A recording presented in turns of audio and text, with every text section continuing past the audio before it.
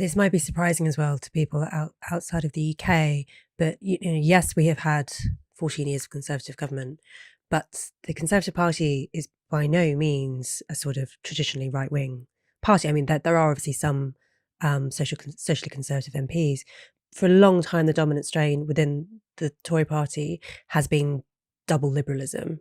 So socially liberal combined with economically liberal. So pro immigration, generally free marketeer, but combined with things like, it was Conservative government that introduced gay marriage.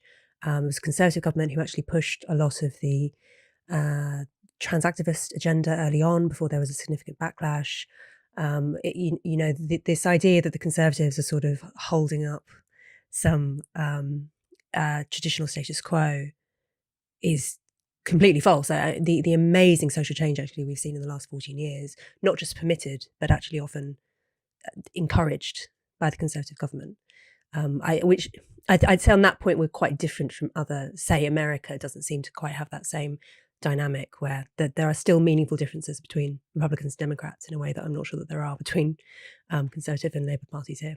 The response to the book, which is, well, we've had Conservative governments here in Britain since 2010. How can we possibly have a powerful new elite that isn't in power? Well, the answer to that question is look at the Conservative Party and look at the direction of the Conservative Party. And, the problem I think that many voters have in Britain is that when they look at the Conservative Party, they increasingly question whether it is what its name implies. Economically, it's much further to the right than many voters would like it to be. Culturally, it's much further to the left than many voters would like it to be. And you can see that even in the aftermath of Brexit. We've had this slightly hysterical, irrational debate about the Conservative Party becoming a hard right, far right party on Twitter and among the sort of progressive class. But actually, if you look at what the Conservative Party has done in power over the last 13 years, it's really embraced, what I talk about in the book as a liberal consensus. I mean, essentially, I think there have been sort of three stages to this revolution from Thatcher onwards. Thatcher brought about a radical economic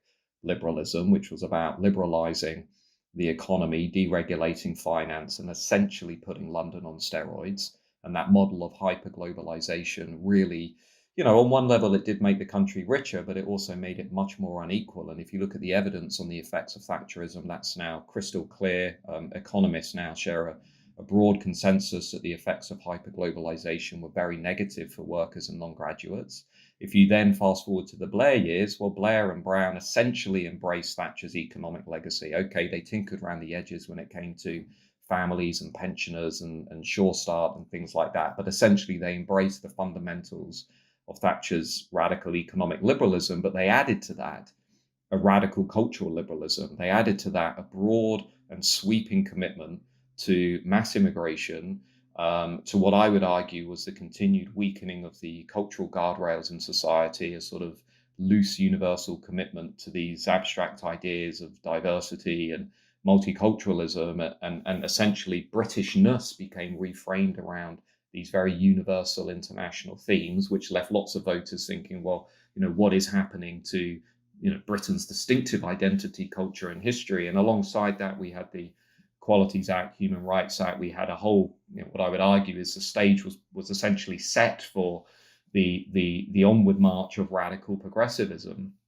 And then when David Cameron, the Liberal Conservative, eventually replaced New Labour, he essentially accepted all of it. He accepted the Thatcherite economic legacy. He accepted the New Labour cultural legacy. He put the pedal down actually on much of that. I mean, David Cameron and George Osborne described themselves as progressive conservatives with a straight face. So this was really the next chapter in the liberal consensus. And even when we got to Brexit, and that's why I think Brexit happened in this country. Very similar reasons in some senses in America with Trump, but many voters were just looking at this liberal consensus, which really only represented the values of about 20% of the country maximum. And I think voters looked at it and said, you know what, I don't want a pro-EU, pro-globalization, pro-immigration, pro-radical progressivism, pro-middle-class consensus. I want something different in this country. And that essentially is what the vote for Brexit, in my mind at least, and I think the evidence supports me, was all about. But in the aftermath of Brexit, We had a Conservative Party that, because of where it's come from, it was completely unable to meet voters on that. So what happens? Immigration goes even higher, goes up to a net migration level of 504,000.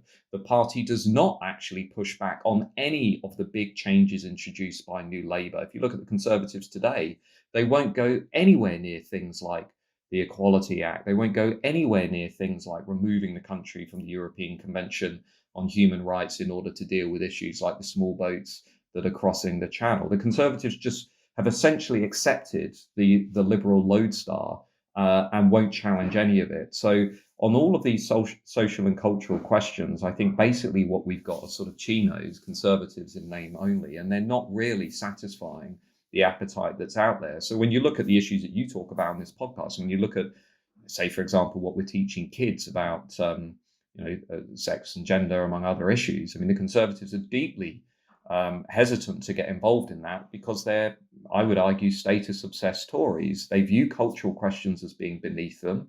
They're fundamentally about business, tax, and the economy.